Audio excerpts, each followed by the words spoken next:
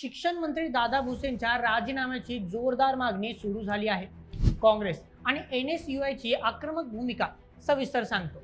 महाराष्ट्रातील शैक्षणिक वातावरण सध्या प्रचंड तापले असून राज्यातील प्राथमिक आणि माध्यमिक शिक्षण व्यवस्थेतील गोंधळावरून थेट राज्याच्या शिक्षण मंत्र्याच्या राजीनाम्याची मागणी जोर धरू लागली आहे। पेपरफुटीची मालिका, शालार्थ ID घोटाळा, हजारो मराठी शाळांना लागलेली टाळेबंदी आणि शिक्षकांवर टाकला जाणारा बिगर शैक्षणिक कामांचा प्रचंड ताण, या सर्व मुद्द्यांवरून काँग्रेसची विद्यार्थी संघटना NSUI अर्थात national student union of India आणि युवक काँग्रेसने आक्रमक पवित्रा घेतला आहे। विद्यार्थी आणि शिक्षकांच्या विविध ज्वलंत प्रश्नांची नैतिक जबाबदारी स्वीकारत शालेय शिक्षण मंत्री दादा भुसे यांनी तातडीने पदाचा राजीनामा द्यावा अशी थेट मागणी करण्यात आली आहे। येत्या 7 दिवसात राजीनामा न दिल्यास शिक्षण मंत्र्यांच्या शासकीय निवासस्थानावर थेट धडक मोर्चा काढून तीव्र आंदोलन छेडण्याचा इशाराही देण्यात आला आहे। काय आहे प्रकरण, चला सविस्तर पद्धतीने जाणून घेऊया आजच्या व्हिडिओमध्ये। मुंबईतील काँग्रेसचे मुख्यालय असलेल्या टिळक भवन येथे आयोजित पत्रकार परिषदेत NSUIचे प्रदेशाध्यक्ष सागर साळुंके आणि मुंबई प्रदेश युवक काँग्रेसच्या अध्यक्षा झीनत शबरीन यांनी या आंदोलनाची अधिकृत घोषणा केली। NSUIच्या पदाधिकाऱ्यांनी राज्यभरातील लाखो विद्यार्थी, पालक आणि तरुणांशी संवाद साधून शिक्षण मंत्री दादा भुसे यांच्या कामकाजाची एक विशेष गुणपत्रिका अर्थात रिपोर्ट कार्ड तयार केली आहे। या गुणपत्रिकेत त्यांनी शिक्षण मंत्र्यांचे मूल्यमापन केले असून त्यांना पूर्णपणे अनुत्तरित अर्थात फेल ठरवले आहे। आंदोलकांनी उपस्थित केलेले मुख्य 5 मोठे मुद्दे कोणते आहेत, चला ते सांगतो। सर्वप्रथम 1200हून अधिक मराठी शाळा बंद।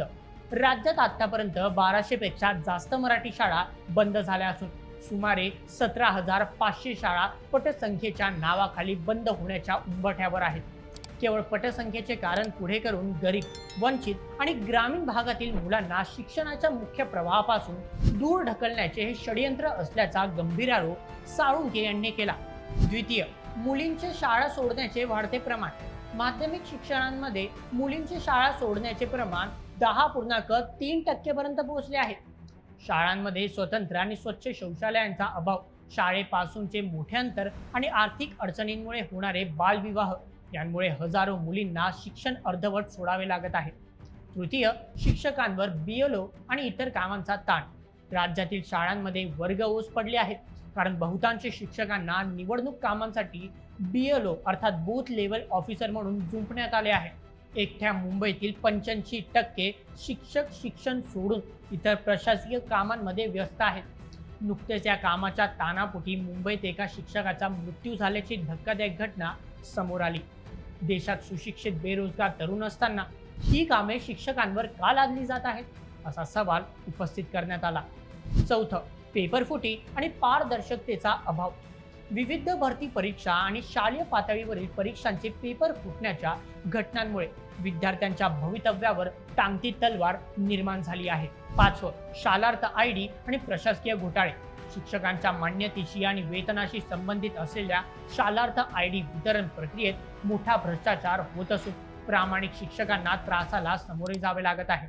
राजकीय वर्तुळात आणि शैक्षणिक क्षेत्रात आता एक मोठा प्रश्न उपस्थित केला जात आहे।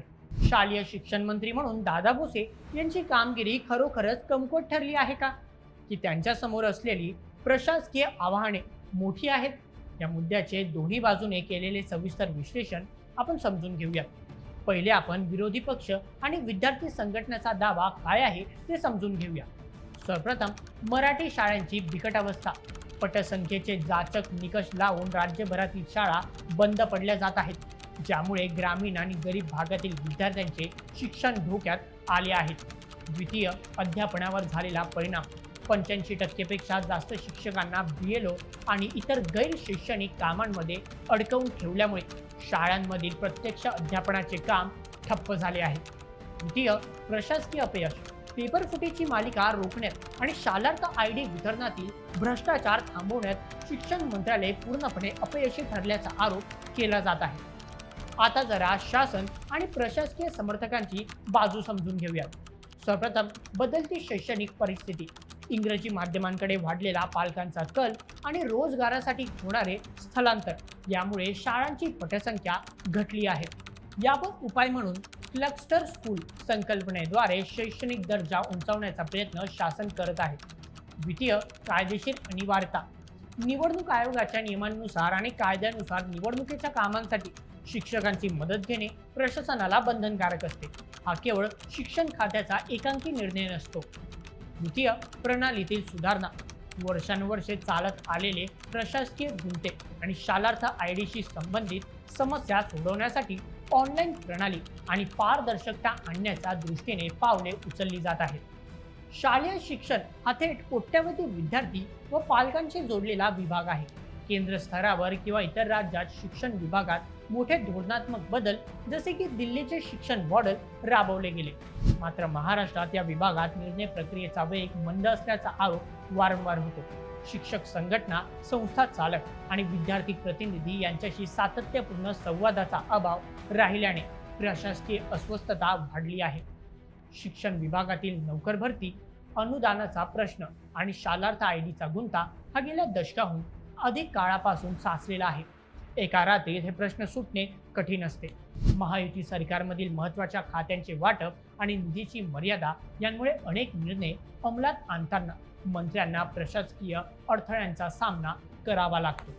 मित्रांनो, दादा भुसे हे वैयक्तिकरित्या एक अनुभवी राजकीय नेते असले तरी शालेय शिक्षण या अत्यंत संवेदनशील आणि गतिमान विभागासाठी आवश्यक असलेली आक्रमक प्रशासकीय पकड, धोरणात्मक निर्णय क्षमता आणि शिक्षकांना दिलासा देणारे धोरण दाखवण्यात ते सध्या अपुरे पडत असल्याचे चित्र निर्माण झाले आहे. काँग्रेस आणि NSUIने 7 दिवसांचा अल्टिमेटम दिला आहे. तर या कालावधीत राज्य सरकारने शिक्षकांच्या बिगर शैक्षणिक कामाबाबत ठोस निर्णय घेतला नाही किंवा शिक्षण मंत्र्यांनी नैतिक जबाबदारी स्वीकारली नाही, तर मुंबईतील त्यांचा शासकीय निवासस्थानावर मोठा धडक मोर्चा निघण्याची शक्यता आहे. त्यामुळे येत्या काळात महाराष्ट्रातील शैक्षणिक आणि राजकीय वातावरण अधिकच तापण्याची चिन्हे चालू झाली आहेत. मित्रांनो, या संपूर्ण प्रकरणावर तुमचे काय मत आहे? दादा भुसे यांनी राजीनामा द्यायला हवा का? तुमचे मत आम्हाला कमेंटमध्ये नक्की कळवा आणि अशा व्हिडिओसाठी सबस्क्राईब करा बोल MH आपल्या चॅनलला. धन्यवाद.